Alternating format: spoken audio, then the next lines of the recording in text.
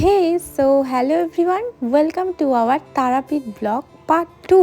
আজ আমরা যাব তারাপীঠ মন্দিরে, তাই সকাল সকাল উঠে স্নান করে রেডি হয়ে নিচ্ছি।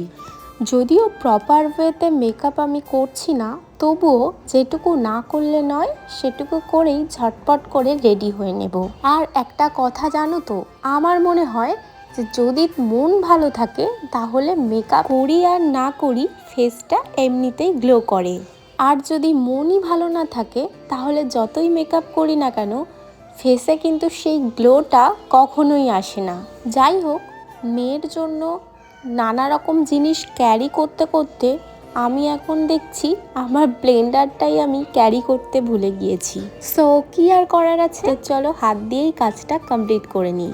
আমি বরাবরই সবার সাথে মিশতে ভালোবাসি, আর খুব অল্প সময়ের মধ্যেই সবাইকে নিজের সম্বন্ধে এত বেশি গল্প করে ফেলি যে পরবর্তীতে তারাই আমার দুর্বলতার জায়গা খুঁজে সেখানে আঘাত করে। তাই তো এখন নিজের মতো একা থাকি, না কেউ বলার আছে না কেউ করার আছে, সবটাই নিজে করি।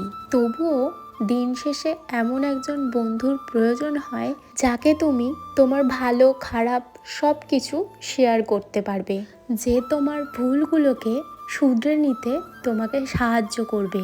এমনটা নয় যে সে তোমার ভুলগুলো ধরিয়ে তোমাকে সবসময় ছোট করবে, অপমান করবে। তাই বন্ধু সবাই হতে পারে না। যাই হোক, আমি তো রেডি হচ্ছিলাম আর তোমরা তো দেখতেই পেলে আমার ছোট্ট সোনাটাও ঘুম থেকে উঠে গিয়েছে, তাই তাকে সঙ্গে নিয়েই আমি পুরোপুরি রেডি হয়ে নিয়ে আর তারপরেই চলে এসেছিলাম আমাদের রিসর্টের প্রাইভেট মন্দিরে। এখানে এসে মনটা তো ভীষণ শান্ত লাগছিল আর ভীষণ পজিটিভ একটা ভাইবস পাচ্ছিলাম। আর তারপরেই চলে গিয়েছিলাম তারাপীঠ মন্দিরে। তোমরা তো সবাই মোটামুটি জানোই যে তারাপীঠ মন্দিরে কতটা ভিড় হয় বা কতটা লম্বা লাইন থাকে। এর আগেও আমার বেশ কয়েকবার তারাপীঠে আসা হয়েছে, তবে কোনোবারেই এবারের মতো এত ভালোভাবে মন ভরে পুজো দেওয়া হয়নি। মন্দিরে এসে মায়ের দর্শন করলাম, মায়ের পুজো দিলাম, আর তারপর মনটা অনেক ভালো লাগছিল।